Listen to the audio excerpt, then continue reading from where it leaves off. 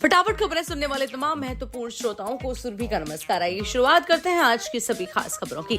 देश की रक्षा के लिए भारतीय सेना को मिलेंगे 343 युवा अधिकारी। आईएमए में होगी पासिंग आउट परेड।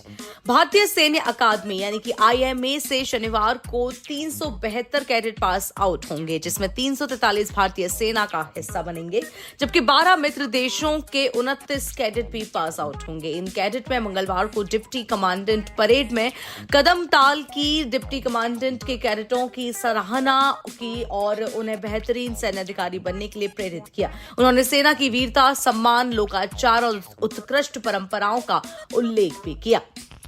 वहीं आंध्र प्रदेश और तमिलनाडु में आज भी होगी तूफानी बारिश। अन्य राज्यों में दिखा मिचोंग का असर, आईएमडी का अलर्ट। तूफान मिचोंग से प्रभावित राज्यों में मौसम का हाल बेहाल हो रखा है। आंध्र प्रदेश और तमिलनाडु में 6 दिसंबर यानी आज भी बारिश थमेगी नहीं।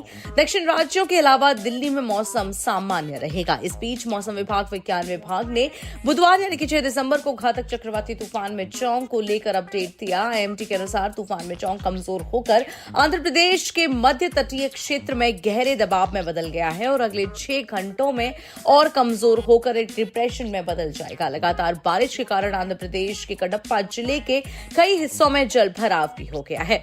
वहीं देश मना रहा है आज बी आर अम्बेडकर की पुण्यतिथि। प्रधानमंत्री मोदी ने दी श्रद्धांजलि। आज भारत के संविधान लिखने वाले डॉक्टर भीमराव अम्बेडकर की पुण्यतिथि है।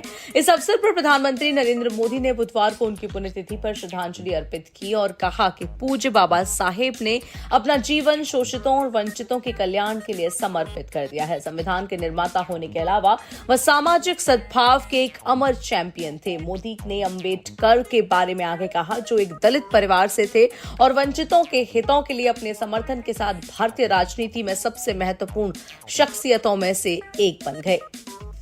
अयोध्या रूट की काफी ट्रेनें रहेंगी कुछ दिनों के लिए निरस्त। उत्सर्ग एक्सप्रेस के सहित अयोध्या रूट का सफर अगले कुछ दिनों तक मुश्किल भरा हो सकता है। रेलवे बाराबंकी, अयोध्या, जफराबाद रेलखंड के शाहगंज, बिलवाई, तुलसीनगर के दोहरीकरण के लिए नॉन इंटरलॉकिंग करेगा और इसी कारण उत्सर्ग एक्सप्रेस सहित कई ट्रेनें निरस्त होंगी। वहीं दून एक्सप्रेस सहित कई ट्रेनों के रूट बदल दिए जाएंगे। वहीं एक खास खबर, गाजियाबाद से ग्रेटर नोएडा वेस्ट होकर नोएडा एयरपोर्ट तक चलेगी rapid rail. Noida international airport को गाजियाबाद से रैपिड रेल कनेक्टिविटी दी जाएगी। जी हां, गाजियाबाद से ग्रेटर नोएडा वेस्ट परी चौक होते हुए rapid rail Noida international airport पहुंचेगी। मुख्य सचिव डीएस मिश्रा की अध्यक्षता में सोमवार को हुई बैठक में national capital region transport corporation यानी कि एनसीआरटीसी की व्यावहारिकता रिपोर्ट की स्वीकृति दे दी गई है और इसके साथ ही विस्तृत परियोजना रिपोर्ट यानी कि डीपीआर तैयार करने के निर्देश भी दिए गए हैं। सुखदेव सिंह गोगामेड़ी की हत्या से जयपुर में तनाव। राजपूत समुदाय के संगठनों ने आज शहर बंद का दिया आह्वान।